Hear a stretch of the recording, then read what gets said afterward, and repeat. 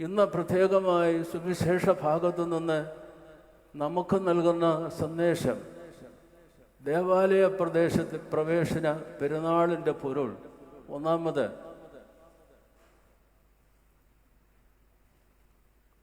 നിങ്ങൾക്ക് ജനിക്കുന്ന പുരുഷപ്രജ ഒക്കെയും ആൺപ്രജ ഒക്കെയും കർത്താവിന് വിശുദ്ധം. പഴയ നിയമത്തിലെ മോശയുടെ ന്യായപ്രമാണ ഗ്രന്ഥങ്ങളിൽ ശക്തമായി എഴുതിയിരിക്കുന്ന ഒരു വചനമായത്. നിങ്ങളുടെ കടിഞ്ഞൂലായ ആൺപ്രജയൊക്കെയും വിശുദ്ധം. രണ്ട് സന്ദർഭങ്ങളിലാണ് ഇങ്ങനെ വിശുദ്ധം വിശുദ്ധം എന്ന് പ്രത്യേകം എടുത്തു പറഞ്ഞിരിക്കുന്നത്. ഒന്ന്, കടിഞ്ഞൂലായി നിങ്ങളുടെ ഭവനങ്ങളിൽ പിറക്കുന്ന ആൺകുട്ടികൾ ദൈവത്തിന് വിശുദ്ധം. രണ്ട്, യഹോവയുടെ മന്ദിരത്തിൽ പുരോഹിത ശുശ്രൂഷ ചെയ്യേണ്ടതിന് വിളിക്കപ്പെടുന്നവർ, അവർക്ക് യഹോവയ്ക്ക് വിശുദ്ധം എന്ന് രേഖപ്പെടുത്തിയിരിക്കുന്ന ഒരു പട്ട നെറ്റിയിൽ പ്രത്യേകമായി എഴുതി വച്ചിരിക്കണം എന്ന വ്യവസ്ഥ. യഹോവയ്ക്ക് വിശുദ്ധം. ദേവാലയത്തിൽ ശുശ്രൂഷിപ്പാനായി വിളിക്കപ്പെട്ടവർ വിശുദ്ധം. ആദ്യത്തെ നിർദ്ദേശത്തിൽ ഒരു തിരുത്തൽ പുതിയ നിയമത്തിൽ വരുത്തുന്നുണ്ട്. നിന്റെ ഭവനത്തിൽ ജനിക്കുന്ന ആണാകട്ടെ പെണ്ണാകട്ടെ, ആദ്യജാതനോ ജാതയോ ആവട്ടെ, ജനിക്കുന്ന ആരായിരുന്നാലും അവർ യഹോവയ്ക്ക് വിശുദ്ധം എന്നാണ്. മാമോദീസ സ്വീകരിക്കുന്ന ഏതൊരാളും യഹോവയ്ക്ക് വിശുദ്ധനും വിശുദ്ധയുമായി തീരേണ്ടതിന് വിളിച്ച് ചേർക്കപ്പെട്ടിരിക്കുന്നവരാണ് എന്ന് നാം വായിക്കണം. അവരെല്ലാവരും ദേവാലയത്തിലേക്ക് മാമോദീസ വഴിയായി പ്രവേശിപ്പിക്കപ്പെടുകയാണ്. സഭയുടെ ശരീരമായി, യേശുക്രിസ്തുവിൻ്റെ ശരീരമായി, അതിലെ അവയവങ്ങളായി ചേർക്കപ്പെടുകയാണ്. കർത്താവിൻ്റെ തിരുശരീരമാകുന്ന തിരുസഭ, ആ സഭയിലെ അംഗങ്ങളും ദൈവത്തിന് പ്രിയപുത്രരും നമ്മുടെ കർത്താവിന് പ്രിയ സഹോദരരും പരിശുദ്ധാത്മ നിവാസമുള്ള ദൈവത്തിൻ്റെ മന്ദിരങ്ങളുമായി പ്രതിഷ്ഠിക്കപ്പെടുകയാണ്. അങ്ങനെ വേണം ഈ ദേവാലയ പ്രവേശനം നമ്മളുടെ പ്രതിഷ്ഠയുടെ അവസരമായി, പുനഃപ്രതിഷ്ഠയുടെ അവസരമായും കൂടെ നമ്മൾ കരുതുകയാണ്. പരിശുദ്ധനും പുണ്യവാനുമായ ഗീവർഗീസ് സഹോദരയുടെ മധ്യസ്ഥത നമ്മൾ ഓർത്ത് ദൈവത്തെ സ്തോത്രം ചെയ്യുകയും നമ്മൾ വീണ്ടും ദൈവത്തിൻ്റെ മക്കളായി സമർപ്പിക്കപ്പെടുവാൻ ദൈവതിരുസന്നിധിയിൽ നമ്മൾ പൂർണ്ണമായും അവൻ്റെ ദാസരായി സമർപ്പിക്കുകയും ചെയ്യുന്ന അവസരമായി ഈ സന്ദർഭത്തെ നാം കാണേണ്ടതാകുന്നു എന്ന് ആമുഖമായി ഓർപ്പിക്കുന്നു. ഈ സന്ദർഭത്തിൽ യേശുക്രിസ്തുവിനെ സംബന്ധിച്ച് ശക്തമായ ഒരു സാക്ഷ്യം, പൈതലായ ക്രിസ്തുവിനെ സംബന്ധിച്ചുള്ള ശക്തമായ ഒരു സാക്ഷ്യം നമുക്ക് ദൈവവചനത്തിൽ നിന്ന് കാണുവാൻ കഴിയും. വിശുദ്ധ ലൂക്കോസ് എഴുതിയ സുവിശേഷം 2-ാം അധ്യായം 40-ാം വാക്യമാണത്. പൈതൽ വളർന്നു, ആത്മാവിൽ ബലപ്പെട്ടു, ജ്ഞാനം കൊണ്ട് നിറഞ്ഞു. ദൈവസന്നിധിയിൽ സമർപ്പിക്കപ്പെട്ട കുഞ്ഞാണത്. ആ കുഞ്ഞ് ശാരീരികമായി വളരുകയാണ്, ബുദ്ധിപരമായി വളരുകയാണ്. അതോടൊപ്പം തന്നെ പരിശുദ്ധാത്മാവിൻ്റെ നിറവിലും ശക്തിപ്പെട്ടു വളരുകയാണ്. പരിജ്ഞാനം കൊണ്ട് നിറയുകയാണ്. ഇത് നമ്മൾ പ്രത്യേകം ശ്രദ്ധിക്കേണ്ടതുണ്ട്. ഈ സാക്ഷ്യം 2-ാം അധ്യായം 40-ാം വാക്യമാണ്. ഈ 2-ാം അധ്യായം 40-ാം വാക്യത്തിൽ യേശുക്രിസ്തുവാകുന്ന കുഞ്ഞിനെ സംബന്ധിച്ച്, പൈതലിനെ സംബന്ധിച്ച് പറയുന്ന സാക്ഷ്യം തന്നെ 1-ാം അധ്യായം 80-ാം വാക്യത്തിൽ യോഹന്നാൻ സ്നാപകനെ കുഞ്ഞായിരിക്കുന്ന സന്ദർഭത്തെ സംബന്ധിച്ച് പ്രത്യേകം രേഖപ്പെടുത്തിയിട്ടുണ്ട്. പൈതൽ വളർന്നു, ആത്മാവിൽ ബലപ്പെട്ടു. തുടർന്നും യേശുക്രിസ്തുവിനെ സംബന്ധിച്ച് തന്നെ ലൂക്കോസ് എഴുതിയ സുവിശേഷം 2-ാം അധ്യായം 52-ാം വാക്യത്തിലും പൈതൽ വളർന്നു, പരിജ്ഞാനം കൊണ്ട് നിറഞ്ഞു, അവർ എല്ലാവരുടെയും അരുമയായി, സ്വീകാര്യനായി, സാക്ഷ്യമുള്ള പൈതലായി വളർന്നു എന്ന് പ്രത്യേകം രേഖപ്പെടുത്തിയിട്ടുണ്ട്. ദൈവത്തിൻ്റെ കൃപയിൽ വളർന്നു എന്നും കൂടെ ചേർത്ത് എഴുതുന്നുണ്ട്. യേശുക്രിസ്തുവിനെ സംബന്ധിച്ച് പൈതലായിരിക്കുന്ന, കൗമാരക്കാരനായിരിക്കുന്ന പൈതലിനെ സംബന്ധിച്ചുള്ള സാക്ഷ്യത്തിൽ ഇവിടെ നമ്മൾ പ്രത്യേകം അടിവരയിടുകയാണ്. 125 വർഷം പഴക്കമുള്ള, പൗരാണികമുള്ള, അതിൻ്റെ പെരുമയുള്ള ഈ കുഴിമറ്റം ദേശത്തെ, കുഴിയും മറ്റവും ചേർന്നുള്ള കരയാ കുഴിമറ്റം. ഇവിടെ നമ്മൾ ഒരു മുതിർന്ന തലമുറ, ഇളം തലമുറയ്ക്കായി നമ്മളുടെ ജീവിതത്തെ സമർപ്പിക്കുകയാണ്. യേശുക്രിസ്തു സമർപ്പിതനായിരുന്നു. യേശുക്രിസ്തു വളരുന്തോറും പരിശുദ്ധാത്മാവിൽ ബലപ്പെടുകയായിരുന്നു.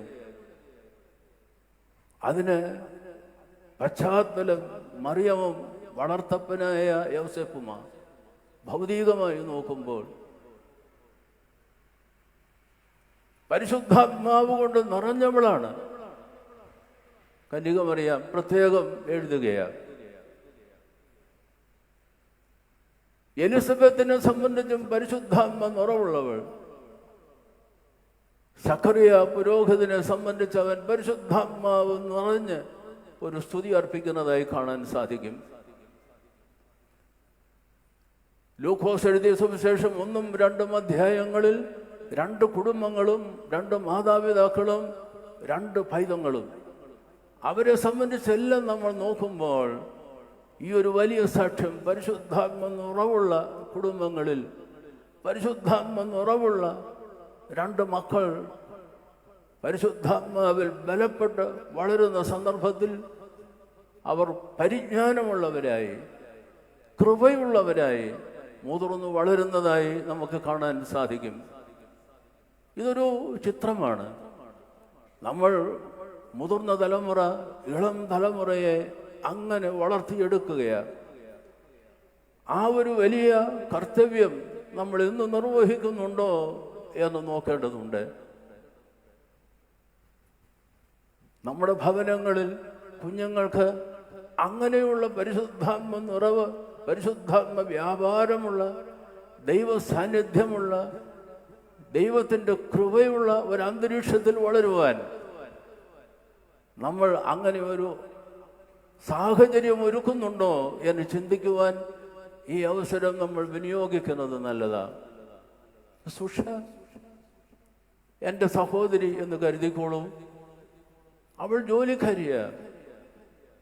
വീട്ടിലേക്ക് വന്ന് പടി കയറുമ്പോൾ കുഞ്ഞമ്മണി എന്ന് ഉറക്കെ വിളിക്കും. ജോലിക്കാരിയാ, സാമ്പത്തികം കുഴപ്പമില്ല. എന്തോ എൻ്റെ കുഞ്ഞുങ്ങൾക്ക് നീ വല്ലതും കൊടുത്തോ? സ്കൂളിൽ നിന്ന് വന്നപ്പോൾ കൊടുത്തേ. പഠിച്ചോ?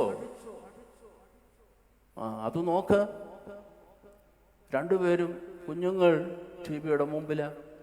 ഇപ്പോഴാണെങ്കിൽ അത് വ്യത്യാസമുണ്ട്. ഒരു കൈപ്പെട്ടി, അതിൽ ഇങ്ങനെ ചുണ്ണാമ്പ് തേച്ചുകൊണ്ടിരിക്കുക. ചുണ്ണാമ്പ് തേച്ചുകൊണ്ട് പോയി പഠിക്ക്. അമ്മയുടെ ശക്തമായ ആവശ്യം അവർ ഉള്ളിലേക്ക് വലിഞ്ഞു. കുറച്ചു കഴിഞ്ഞ് എത്തി നോക്കുന്നു. അവൾ കപ്പിൽ വേലക്കാരി പകർന്നു കൊടുത്ത ചായ കുടിച്ചുകൊണ്ട് ടിവിയുടെ മുമ്പിൽ നിന്ന് അവൾക്കിഷ്ടപ്പെട്ട തുടർക്കഥ ആസ്വദിക്കുകയാണ്. കുറച്ചു കഴിഞ്ഞ് വീണ്ടും അത്താഴം കഴിഞ്ഞ് പുലർച്ചെ എഴുന്നേൽക്കണം, പോയി ഉറങ്ങ് എന്ന നിർദ്ദേശം. അവിടെ വേറൊരു ഘടകം നഷ്ടപ്പെട്ടു പോവുകയാണ് സമകാല സാഹചര്യത്തിൽ. പ്രത്യേകിച്ചും പ്രാർത്ഥിച്ചോ എന്ന് ചോദിച്ചില്ല, കഴിച്ചോ പഠിച്ചോ, പ്രാർത്ഥിച്ചോ. പ്രാർത്ഥിക്കുവാനുള്ള അന്തരീക്ഷം അമ്മ ജോലിയിൽ നിന്ന് മടങ്ങി വന്നപ്പോൾ ഭവനത്തിലുണ്ടായോ? അങ്ങനൊരു ജീവിതക്രമം വളർത്തിയെടുത്തു. ദൈവവചനം വായിക്കാനും ഒന്നിച്ച് കീർത്തനങ്ങൾ ആലപിക്കാനും കുടുംബമായി ഒന്നിച്ച് പ്രാർത്ഥിക്കാനും. ഒരുമിച്ച് പ്രാർത്ഥിക്കുമെങ്കിൽ ഒരുമയോടെ പുലരും എന്ന ഭവനത്തെ സംബന്ധിച്ചുള്ള സാക്ഷാത്തായ സങ്കല്പം ഇന്ന് പൊലിഞ്ഞു പോവുകയാണ് പുതിയ കുടുംബങ്ങളിൽ.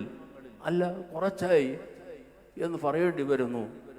അതിൻ്റെ ഫലമായി ഉണ്ടാകുന്ന സാമൂഹ്യ മാറ്റങ്ങൾ, ഭവനാന്തരീക്ഷത്തിൻ്റെ വ്യതിയാനങ്ങൾ നമ്മളുടെ ദേവാലയത്തെയും അതിൻ്റെ ഭാവിയെയും സഭയുടെ ഭാവിയെയും, അല്ല, നമ്മളുടെ തന്നെ കുടുംബം എന്ന സങ്കല്പം ഉടഞ്ഞു തകർന്നു പോകുന്ന യാഥാർത്ഥ്യത്തെയും നമ്മൾ കാണേണ്ടതല്ലേ എന്ന് ചിന്തിക്കേണ്ടതുണ്ട്. ഈ ദിവസം ഈ ഇടവകയെ സംബന്ധിച്ചിടത്തോളം ഇതിൻ്റെ പ്രതിഷ്ഠാ പെരുന്നാളും കൂടെയാണ്.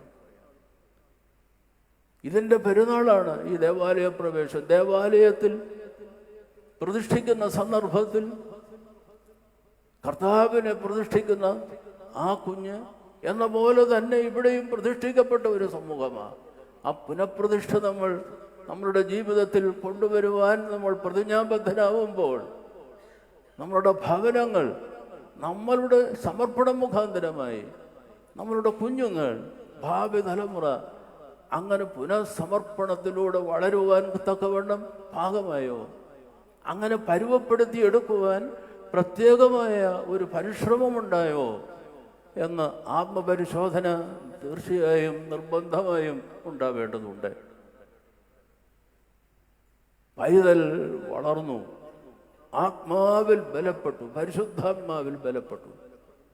പരിശുദ്ധാത്മാവിൽ ബലപ്പെടുവാൻ 3 സംഗതികൾ കുഞ്ഞുങ്ങൾക്ക് കൊടുക്കണം. തീർച്ചയായും അവർക്ക് ഭക്ഷണം കൊടുക്കണം. തീർച്ചയായും അവർക്ക് പഠനം ഉണ്ടാവണം. ഭൗതികമായ ശാരീരിക വളർച്ചയ്ക്കും ബൗദ്ധികമായ വികാസത്തിനും കുഞ്ഞുങ്ങൾക്ക് ഇത് രണ്ടും ആവശ്യമുണ്ട്. എന്നാൽ മൂന്നാമത് നഷ്ടപ്പെട്ടു പോകുന്നെങ്കിൽ എന്തുകാലം വന്നതുപോലെ ഇരിക്കും. എല്ലാം ഉണ്ട്, പക്ഷേ സർവപ്രധാനമായ ഒരു ഘടകം എവിടെയോ മുടങ്ങിപ്പോയിരിക്കുന്നു. അങ്ങനെ ഒരു വിധത്തിൽ നോക്കുമ്പോൾ ആധ്യാത്മികമായി വികലാംഗരായി നമ്മളവരെ തല്ലി ഒടിച്ച് ആക്കി തീർക്കുകയല്ലേ ഇളം തലമുറയെ എന്ന് ആശങ്കിക്കണം. 3 ഘടകങ്ങൾ വേണം. വീട്ടിൽ പ്രാർത്ഥന വേണം, വചനവായന വേണം, വിശുദ്ധ കുർബാന അനുഭവവും. പ്രാർത്ഥന വേണം. വീട്ടിൽ പ്രാർത്ഥിക്കുന്ന വീട്ടിൽ, ദൈവത്തെ വിളിക്കുന്ന വീട്ടിൽ ദൈവം വരും. ദൈവവചനം വേണം. വചനം വായിക്കുമ്പോൾ കർത്താവ് നിങ്ങളോട് സംസാരിക്കും, നമ്മുടെ കുഞ്ഞുങ്ങളോട് സംസാരിക്കും. കർത്താവ് വരണം, അവൻ നമ്മോട് അഭിമുഖമായി നിന്ന് സംസാരിക്കണം. കർത്താവിൻ്റെ തിരുശരീര രക്തങ്ങൾ അവൻ്റെ ബലിപീഠത്തിൽ നിന്ന് അനുഭവിക്കുവാൻ ഒന്നായി കുഞ്ഞുങ്ങളും ഒരുമിച്ച് കരം പിടിച്ച് ഒന്നായി ഒരുങ്ങി, തലേന്ന് മുതൽ തന്നെ നിഷ്ഠയോടെ ഒരുങ്ങി ദേവാലയത്തിലേക്ക് കടന്നു വന്ന് കുർബാന അനുഭവിക്കുകയും വേണം. പ്രാർത്ഥിക്കണം, വചനവായന വേണം, വിശുദ്ധ കുർബാനാനുഭവം വേണം. അപ്പോൾ നാം പരിശുദ്ധാത്മാവിൽ വളരും. നമ്മളുടെ കുഞ്ഞുങ്ങൾ പരിശുദ്ധാത്മാവിൽ ബലപ്പെട്ട് പുലരും. ഈ സന്ദർഭത്തിൽ അങ്ങനെ നമ്മളുടെ ഭവനങ്ങളെ, നമ്മളെ ഓരോരുത്തരെയും ദൈവതിരുസന്നിധിയിൽ സമസ്തമായി, സമഗ്രമായി, സമ്പൂർണമായി സമർപ്പിക്കാനും പ്രതിഷ്ഠിക്കുവാനുമുള്ള അവസരമായി നമുക്കിതിനെ രൂപാന്തരപ്പെടുത്തിയെടുക്കാം. ദൈവത്തിൻ്റെ കരുണകളും അനുഗ്രഹങ്ങളും സമൃദ്ധമായി നമ്മോടുകൂടി ഉണ്ടായിരിക്കട്ടെ.